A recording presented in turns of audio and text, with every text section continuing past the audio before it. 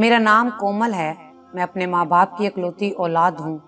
میرے والد بچپن میں ہی فوت ہو گئے تھے۔ خاندان میں کوئی ساتھ دینے والا نہیں تھا، اس لیے میری ماں نے لوگوں کے کپڑے سینے شروع کر دیے۔ میٹرک کرنے کے بعد میں نے پڑھائی چھوڑ دی اور ماں کے ساتھ کام میں اس کا ہاتھ بٹانے لگی تھی۔ ماں کہیں بھی جاتی تھی تو مجھے خالہ رضیہ کے گھر چھوڑ جاتی۔ خالہ رضیہ میری سکی خالہ نہیں تھی، بس ہماری ہمسائی تھی، اس لیے میں انہیں خالہ ہی کہتی تھی۔ اس بار بھی امی 3 دن کے لیے شادی پر جا رہی تھی، مگر میں نے ساتھ جانے سے انکار کر دیا، اس لیے امی شام کے وقت مجھے خالہ کے گھر چھوڑ کر چلی گئی تھی۔ خالہ کی نوکرانی نے میرے لیے ایک الگ بیڈ خالہ کے کمرے میں ہی لگوا دیا تھا۔ خالہ ایک بڑے سے گھر میں اکیلی رہتی تھی، ان کی کوئی اولاد نہیں تھی اور ان کے شوہر دوسرے شہر میں کام کرتے تھے، کبھی مہینے یا 15 دن بعد واپس آتے تھے۔ مجھے دیکھتے ہی خالہ خوشی سے کھل اٹھی، گلے سے لگا کر پیار کرنے لگی اور وہاں جاتے ہی میرا رویہ بدل گیا۔ شام ہونے کو تھی، میں نے کھانا کھایا، ساتھ ہی خالہ نے میرے لیے اپنی نوکرانی سے کہہ کر اپنے ہی کمرے میں ایک بیڈ لگوا کر اس پر بستر سیٹ کروا دیا۔ مجھے اس وقت ذرا سی حیرت ہوئی تھی، کیونکہ جب کمرے میں ایک ڈبل بیڈ موجود تھا تو میرے لیے الگ سے بیڈ لگوانے کی کیا ضرورت تھی، لیکن خیر میں نے اس چیز کو نظر انداز کر دیا۔ میں اس بڑے گھر میں آ کر کافی خوش تھی، لیکن رات کے ایک پہر اچانک مجھے ایسا لگا جیسے خالہ کے بیڈ پر سے کوئی آواز آ رہی ہے۔ میں ایک دم ڈر گئی، سہم کر چادر منہ پر ڈال لی، لیکن یہ آواز بڑھتی جا رہی تھی۔ مجھے ایسے لگا جیسے کمرے میں ہم دونوں کے علاوہ کوئی تیسرا بھی موجود ہے۔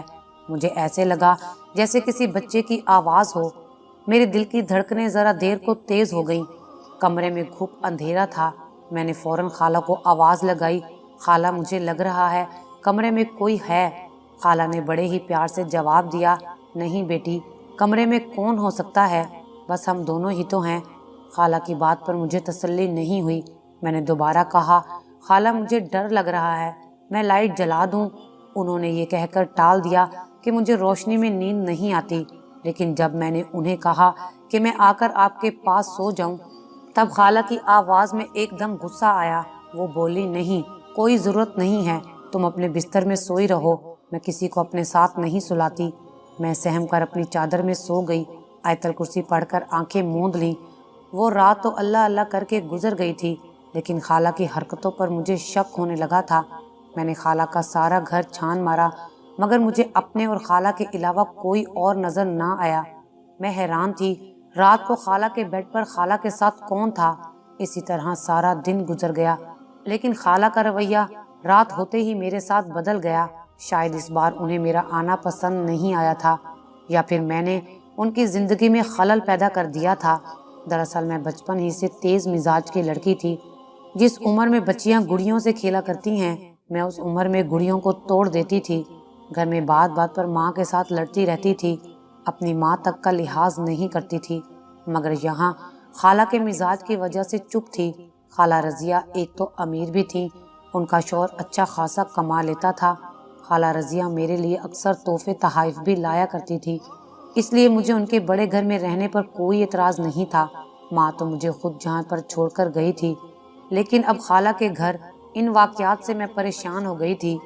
رات کے وقت میں جیسے ہی سوئی، مجھے کمرے کا دروازہ کھلنے کی آواز آئی۔ میری تو شروع سے ہی نیند کچی تھی، اب تو میں ویسے بھی پرائے گھر میں تھی۔ فوراً سے میری آنکھ کھل گئی، خالہ کمرے سے نکل چکی تھی، اب میری نظر خالہ پر تھی۔ میں بجلی کی طرح پھرتی سے اپنے بستر سے اٹھی اور ان کی جانب لپکی۔ خالہ کمرے کے پچھلی جانب موجود سٹور میں جا چکی تھی اور دروازے کے تاک بند کر دیے تھے۔ اب میرے سارے شک و شبہات حقیقت میں بدل گئے۔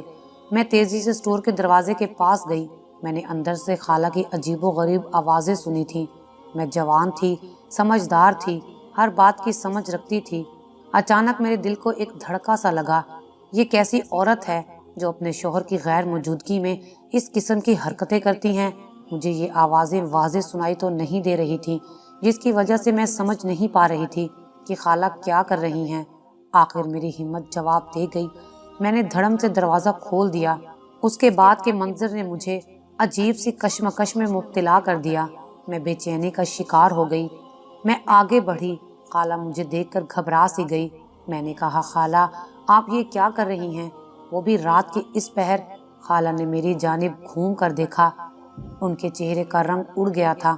فوراً میرے آگے ہاتھ جوڑ کر بولی، خدا کے لیے بیٹا اس بارے میں کسی کو نہ بتانا، ناصر کو تو بالکل بھی نہیں، ورنہ وہ مجھے طلاق دے دے گا۔ یہ سن کر میری آنکھیں مارے حیرت کے پھٹی کی پھٹی رہ گئیں کہ خالہ ایسی باتیں کیوں کر رہی ہیں۔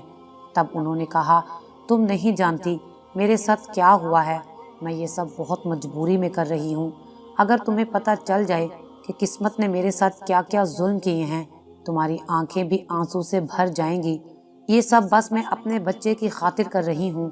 مجھے اولاد چاہیے، اولاد کی کمی مجھے بہت محسوس ہوتی ہے۔ ان کی یہ بات سن کر میں چونکی۔ اب انہوں نے اپنی کہانی سنانا شروع کر دی۔ میں شروع سے ہی بے حد حسین تھی۔ شادی کے کئی برسوں تک میں ایسے ہی حسین رہنا چاہتی تھی۔ تمہارے خالو سے میری پسند کی شادی ہوئی، بڑا گھر تھا، ان کے خاندان کی نیک نامی پورے علاقے میں مشہور تھی، تو ہماری شادی بآسانی ہو گئی۔ لیکن شادی کے کچھ ماہ بعد ہی اللہ تعالیٰ نے مجھے ماں بننے کا شرف بخشا، مگر میں اپنے حسن اور جوانی کے خمار میں اس قدر مدہوش ہو چکی تھی کہ میرے نزدیک اولاد کی کوئی اہمیت نہیں تھی۔ میں ویسے بھی ابھی اولاد نہیں چاہتی تھی۔ ایک دن میرے گھر میں میری دور کی ایک عزیز مجھے ملنے آئی۔ میں نے اسے اپنے بچے کے بارے میں بتایا تو وہ ایک دم چونکی اور بولی، رضیہ، بچہ پیدا کر کے اپنے گلے میں کیوں ڈالنا چاہتی ہو؟ تم تو ابھی بہت خوبصورت اور جوان ہو، تمہارے مستقبل میں کامیابیاں ہی کامیابیاں ہیں، تم اس طرح بچے کے جمیلے میں پڑھ کر اپنی جوانی کیوں برباد کر رہی ہو؟ تم اس بچے کا کام تمام کر دو اور میں تمہیں ایک ڈائریکٹر سے ملواؤں گی جو تمہیں فلموں اور ڈراموں میں کام دے گا۔ یہ سن کر میرے منہ سے رال ٹپکنے لگی۔ اس نے میرے دل کی بات کہہ دی تھی۔ شروع سے میرا تو یہی خواب تھا کہ میں ٹی وی پر آؤں، اور جب آج یہ میرا خواب پورا ہونے والا تھا تو اس بچے کی وجہ سے کیوں پیچھے ہٹوں؟ وہ ابھی اس دنیا میں آیا ہی نہیں تھا۔ یہ عورت میری رشتہ دار تھی، بے اعتباری کا تو سوال ہی پیدا نہیں ہوتا تھا۔ میں نے ابھی تک اپنے شوہر کو بھی اس بچے کے بارے میں کچھ نہیں بتایا تھا۔ میرے پاس یہ ایک سنہری موقع تھا۔ میں نے اسی وقت کچھ قیمتی زیورات اٹھائے اور اپنی عزیز نائلہ کے ساتھ چلی گئی۔ سب سے پہلے وہ مجھے ایک ڈاکٹر کے پاس لے گئی، جہاں جاتے ہی میں نے اپنے ہاتھوں سے اپنے بچے کا اس دنیا میں آنے سے پہلے ہی گلا دبا دیا۔ ڈاکٹر نے مجھے پہلے ہی آگاہ کر دیا تھا، اگر میں اس بچے کو ضائع کرواؤں گی تو دوبارہ کبھی ماں نہیں بن پاؤں گی، مگر مجھے ان ساری باتوں سے کوئی دلچسپی نہیں تھی۔ میں نے اس بچے سے جان چھڑوا لی۔ پھر نائلہ مجھے اپنے ساتھ دوسرے شہر لے گئی۔ زیور وغیرہ تو میں نے پہلے ہی اسے امانت کے طور پر دے دیے تھے۔ گاڑی سے اترنے کے بعد کافی دیر تک پیدل فاصلہ طے کر کے ہم ایک گھر میں داخل ہوئے۔ اس گھر میں قدم رکھتے ہی اندر کا منظر دیکھ کر میرے چہرے کے سارے رنگ ایک ایک کر کے اڑ گئے، کیونکہ وہاں سب لڑکیوں کے چہرے میک اپ سے بھرے ہوئے تھے۔ چھوٹے چھوٹے لباس میں رقص کرتی لڑکیاں اور ان کے ارد گرد جھومتے مرد۔ وہ منظر دیکھتے ہی مجھے فوراً سے پہلے یہ پتہ چل گیا کہ یہ کوئی عام گھر نہیں ہے، بلکہ یہ ایک حسین محل ہے۔ یہاں حسن کی بھرمار ہے، یہاں روز کسی نہ کسی حسینہ کی بولی لگتی ہے۔ میں نے نائلہ سے کہا، تم مجھے یہ کہاں لے کر آئی ہو؟ تم نے تو کہا تھا ہم کسی ڈائریکٹر سے ملنے جا رہے ہیں۔ تب نائلہ نے ایک مسکراتی نگاہ مجھ پر ڈالی اور بولی، یہاں تو ہر روز کئی ڈائریکٹر آتے ہیں، دیکھنا کوئی نہ کوئی تمہیں بھی پسند کر کے لے ہی جائے گا۔ ویسے بھی تم جو بڑی اداکاریں ٹی وی پر دیکھتی ہو وہ سبھی انہی جگہوں سے اٹھ کر جاتی ہیں۔ یہ سن کر میرا جی چاہا کہ اس عورت کا منہ توڑ دوں۔ اس سے پہلے کہ میں کچھ کہتی، ایک عورت میرے پاس آئی اور میرے ہاتھ کو زور سے پکڑ کر بولی، واہ نائلہ، بڑا خوبصورت پیس لائی ہے۔ اس بار ان کی باتوں سے مجھے غلاظت محسوس ہونے لگی تھی۔ میں چیخ رہی تھی، چلا رہی تھی، لیکن کسی نے میری ایک نہیں سنی۔ نائلہ نے میرا ہاتھ پکڑا اور مجھے زبردستی ایک کمرے میں لے جا کر بند کر دیا۔ میری سانسیں بری طرح سے اکھڑ چکی تھیں اور رو رو کر میرا دل بند ہونے والا تھا۔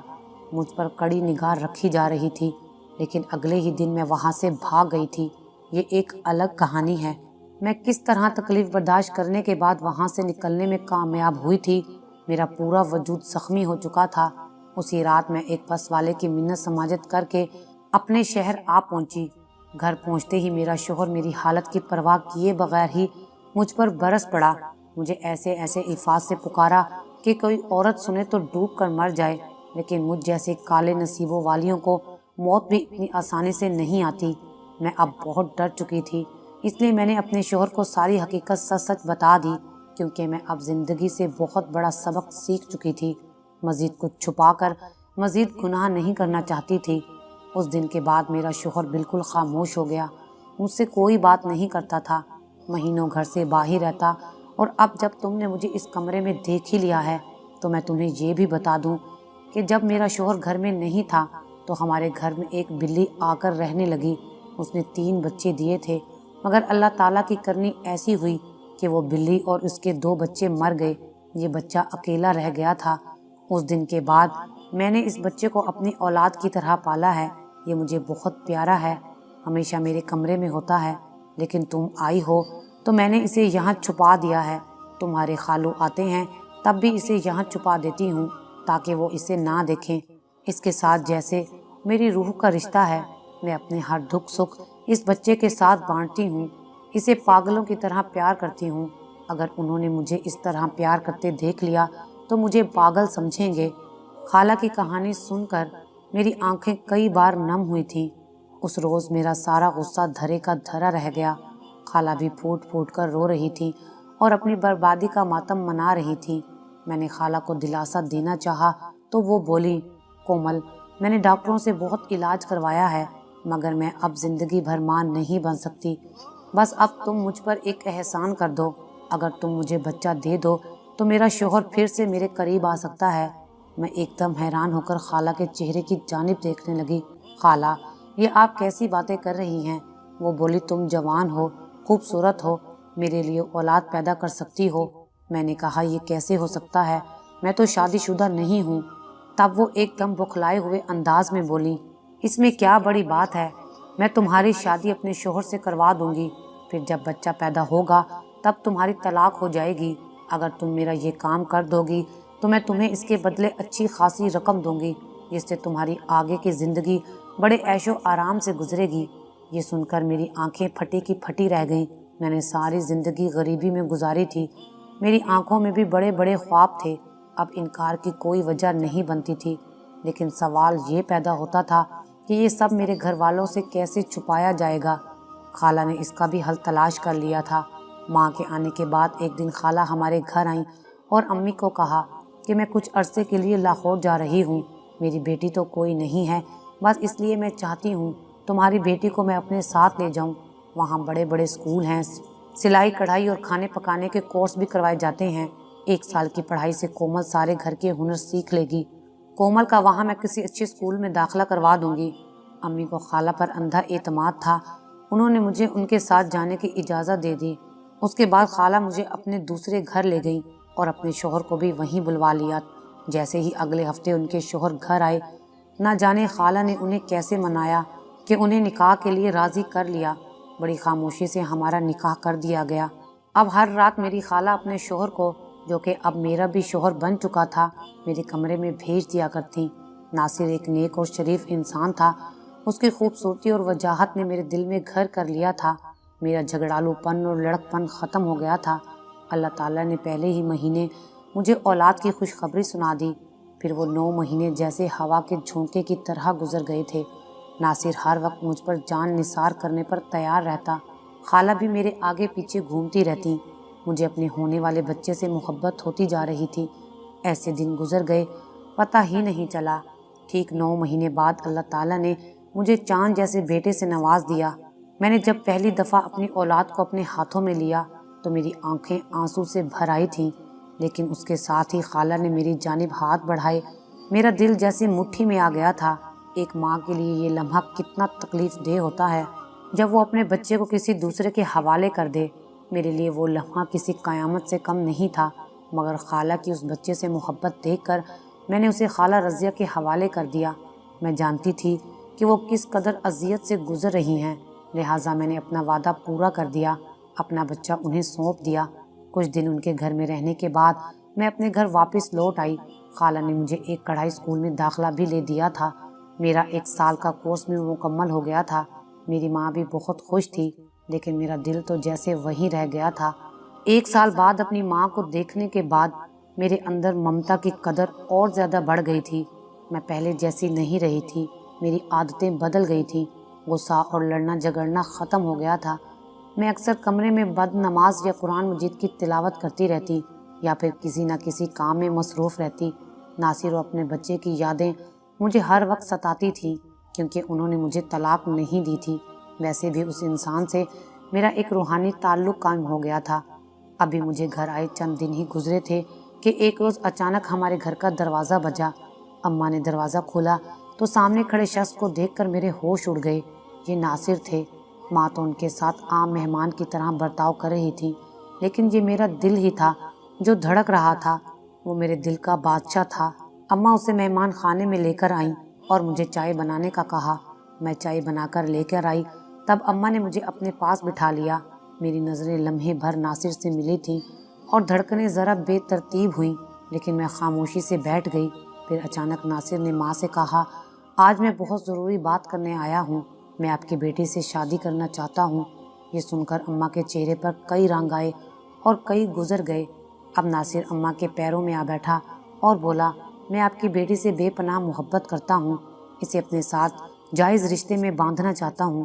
خدا کے لیے اسے میرے ساتھ رخصت کریں۔ اماں نے کہا، رضیہ کا کیا ہوگا؟ تب ناصر نے کہا، رضیہ اپنا ذہنی توازن کھو رہی ہے۔ مجھے اپنی زندگی میں ایک ساتھی کی ضرورت ہے۔ میرے بچے کو بھی ایک ماں کی